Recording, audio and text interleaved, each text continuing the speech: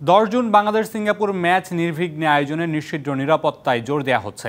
মঙ্গলবার দুপুরে আন্তঃমন্ত্রণালয় বৈঠকে অতিথি খেলোয়াড় ও অফিসিয়ালদের ভিসা নির্বিঘ্নে করতে নেওয়া হয়েছে এই সিদ্ধান্ত। দীর্ঘ সংস্কারের পর নবরূপে সেজেছে জাতীয় স্টেডিয়াম।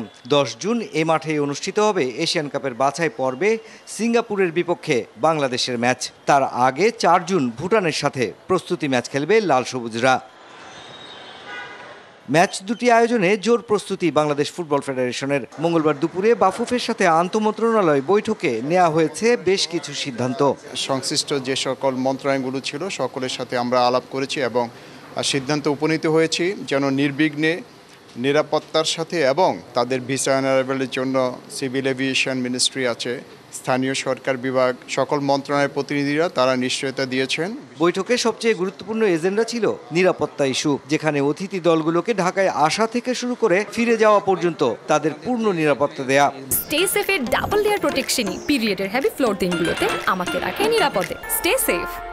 দেশি দলগুলো উঠবেন যেসব হোটেলে, সেই হোটেলে আমাদের নিরাপত্তা ব্যবস্থা থাকবে।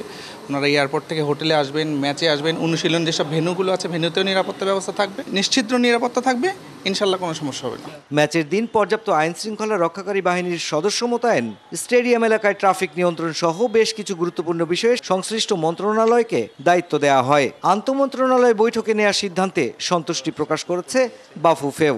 আমরা বাফুফের সাথে ওনারা যে আলোচনা করেছেন এতে আমরা অত্যন্ত ফলপ্রসূ আলোচনা হচ্ছে। আমরা আশা করি যে আমাদের এই ম্যাচগুলো অত্যন্ত সুন্দরভাবে সম্পূর্ণ করা হবে।